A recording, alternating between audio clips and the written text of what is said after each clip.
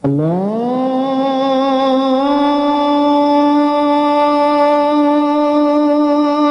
Akbar, Allahu Akbar.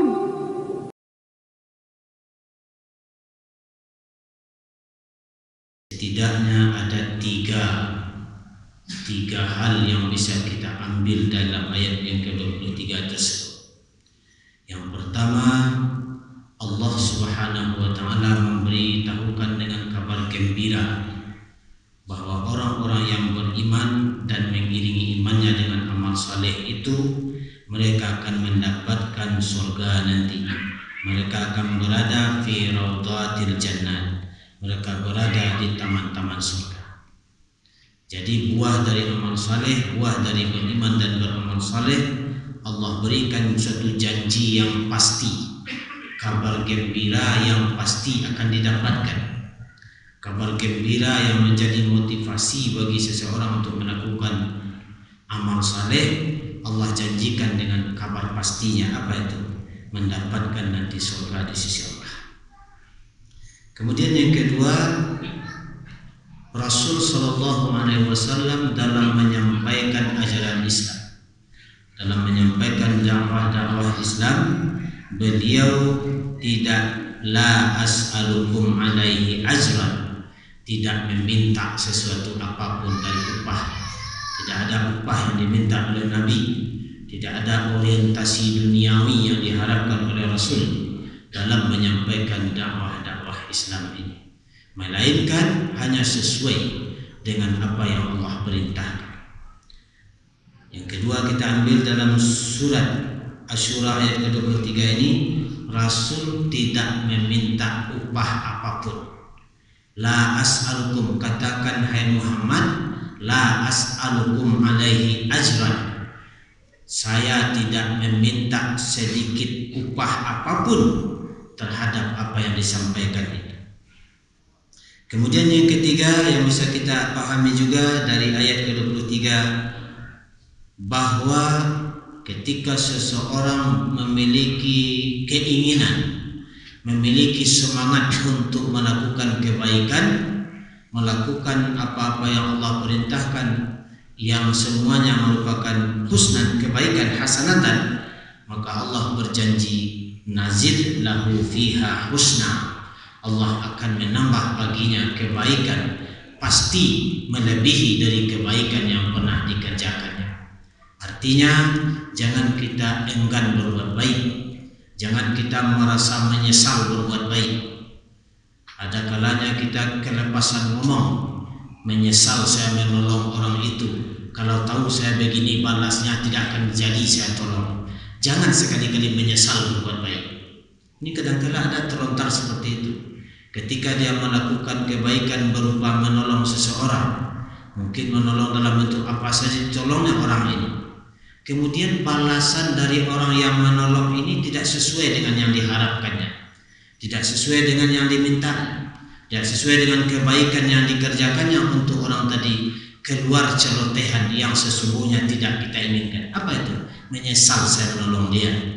Kalau tahu saya akan diperlakukan seperti ini, tidak jadi dia saya tolong, menyesal. Itu namanya menyesal berbuat baik. Bapak Ibu jemaah, makanya dalam yang bisa kita pahami dalam ke-23 ini, wa may yaqtarif hasanatan nazid lahu fiha husna. Kalau kamu melakukan kebaikan dengan serius, dengan betul-betul bersungguh-sungguh, maka Allah akan memberikan balasan yang lebih, akan Allah lebihkan kebaikan untuk kamu, pasti melebihi dari kebaikan-kebaikan yang dikerjakan. Ini tiga hal yang bisa kita pahami dalam ayat ke-23 surat Asy-Syura. Sekarang masuk kita ayat ke-24. Am yaqulu naftara 'ala Allahi kadziban. Akan tetapi, ataukah mereka mengatakan, apa yang mereka katakan? Bahwa Nabi Muhammad, dia Muhammad membuat-buat, mengada-adakan kebohongan tentang Allah dengan suatu kadziban, dengan suatu kedustaan. Dia menciptakan kebohongan tentang wahyu yang turun ini. Tetapi Muhammad ini tetapi mereka ini mengatakan bahwa Nabi Muhammad mengadakan kebohongan. terhadap wahyu yang turun. Sebenarnya kata mereka tidak dari Allah, dikatakannya dari Allah Subhanahu wa taala.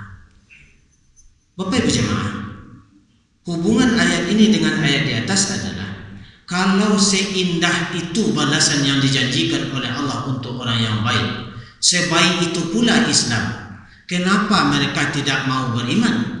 Kenapa mereka tidak mau mengikuti? Kenapa tidak mereka ikuti saja kebenaran yang sudah disampaikan oleh Rasul ini? Akan tetapi mereka bahkan tidak sekedar tidak mau mengikuti saja, mereka bahkan mengatakan bahwa Nabi Muhammad melakukan suatu kebohongan tentang wahyu yang turun kepadanya. Maka mereka, Bapak Ibu jemaah Allah dimuliakan, mengatakan pertama Nabi mengada-adakan wahyu, lalu ditantang oleh Al-Quran. Bagaimana tantangan yang diturunkan kepada mereka? Wa in kuntum fi raibin mimma nazzalna ala abdina fa'tu bi suratin min misli.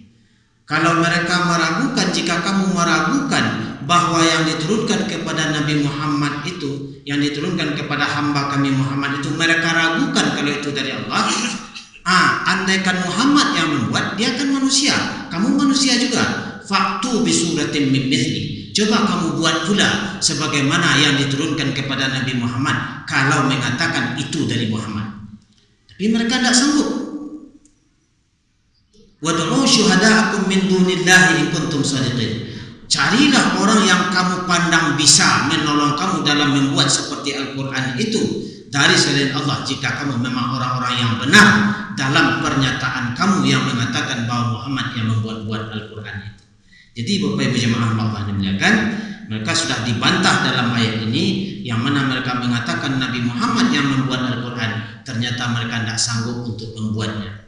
Dalam sejarah kita temukan Bapak Ibu jemaah bahwa ada seseorang dahulu yang mengaku pula dia jadi Nabi, namanya Musailamah. Musailamah ini mengatakan dirinya Nabi, dikatakannya pula turun wahyu kepadanya, lalu diminta oleh orang, mana wahyu yang turun? Dibacanya pula, ya Difda' binti Difda'in naqimatu naqim a'laki fil ma'i wa asfalaki min tain. Wahai kata, anak dua kata, ya Difda' binti Difda'in naqimatu naqim, bersihkan atau makan apa yang bisa kamu makan. A'laki fil ma'i wa asfalaki min tain, di atasmu ada air, di bawahmu ada lumpur. Apa maknanya itu? Tidak bermakna. Maka akhirnya Musailamah ini diberi ulang tambah namanya Al-Kadzdzab. Musailamah Al-Kadzdzab, dia adalah Musailamah yang pembohong besar. Bapak Ibu jemaah Allah, memang tidak bisa orang menandingi Al-Quran.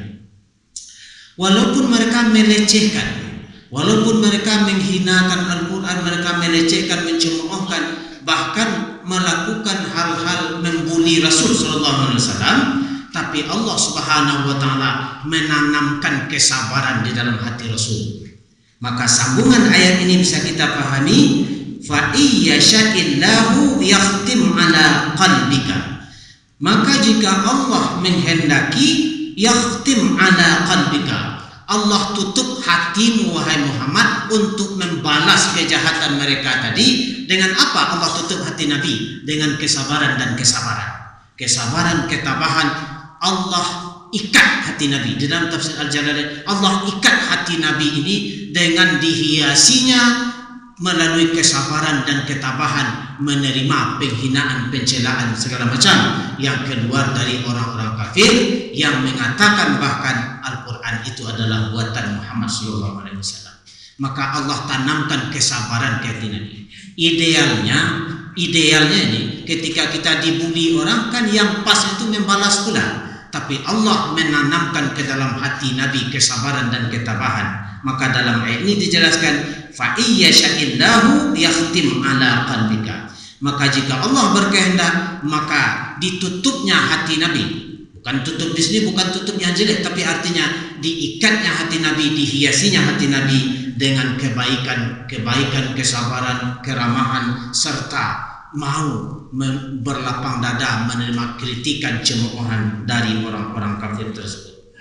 Akan tetapi Allah Subhanahu wa taala, wa yamhullahul batila, Allah Subhanahu wa taala bagaimana? Dan Allah menghapus yang batil. Kemudian wa yuhiqqul haqqa bi kalimati.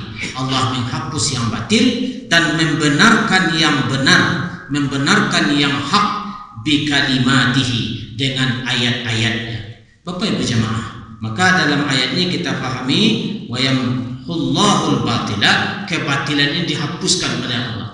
Mungkin sewaktu-waktu kebatilan tegak berdiri dia. Mungkin sewaktu-waktu kebatilan ini diterima di tengah umat. Mungkin saja kebatilan ini seolah-olah bentuk itu pula lah yang benar. Tapi yakin dan percayalah Bapak Ibu jemaah Allah dimuliakan, bahwa kalau Allah sudah menjanji akan menghapus kebatilan tersebut, maka cepat atau lambat kebatilan itu pasti akan habis. Wa yuhiqqul haqqa bi kalimati, dan Allah membenarkan yang benar itu dengan ayat-ayatnya, dengan kalimatnya. Apa artinya membenarkan di sini? Kalau Allah membenarkan, tentu Dia yang maha qawi, yang maha kuat, bisa tidak sekedar membenarkan, tapi melakukan tindakan-tindakan untuk membela kebenaran itu tadi. Bapak Ibu jemaah Allah muliakan, innahu alimun bidzatis sudur. Sesungguhnya Allah, Dia maha mengetahui apa yang ada dalam hati seseorang. Bapak Ibu jemaah Allah, apa maksudnya potongan terakhir dari ayat ini? Sebenarnya Allah maha mengetahui kalau hati orang-orang kafir yang mendustakan Al-Quran itu, sebenarnya dia dalam hati kecilnya menerima, dalam hati kecilnya membenarkan wahyu tersebut. Banyak kita temukan, jangan tidak kepada Nabi Muhammad saja, kepada Nabi Ibrahim juga seperti itu. Ketika Namrud mengatakan, siapa Tuhan kamu? Tuhan saya adalah Allah yang bisa menghidupkan dan mematikan. Saya pun bisa menghidupkan dan mematikan. Ini hujah yang pertama. Diambilnya dua orang, yang satu dibunuhnya, satu dibiarkannya hidup. Kan bisa pula saya menghidupkan dan mematikan sebagaimana Tuhan kamu. Kemudian Nabi Ibrahim naik kepada hujah yang kedua. Apa kata Nabi Allah Ibrahim? Allah bisa mendatangkan matahari dari timur. Sekarang coba kamu datangkan matahari dari barat. Terbitkan dia dari barat. Kalau memang kamu berkuasa pula sebagaimana Allah berkuasa. Fabuhital ladzi kafar. Fabuhital ladzi kafar. Termenung, maka terpukul mundurlah orang-orang kafir tadi dengan hujah-hujah seperti itu. Apa? Dia sesungguhnya mengakui orang-orang yang ada di zaman Nabi Muhammad SAW yang menolak kebenaran Al-Quran, pada hakikatnya dalam hati mengakui pula kebenaran itu sendiri. Makanya dalam ayat ini, pada penghujung ayat ke-24 yang Allah jelaskan, innahu alimun bidzatis sudur. Sesungguhnya Allah mengetahui, maha mengetahui apa yang ada dalam hati mereka, membenarkan kebenaran yang datang dari Allah, namun mulutnya menolak. Allah maha tahu tentang itu.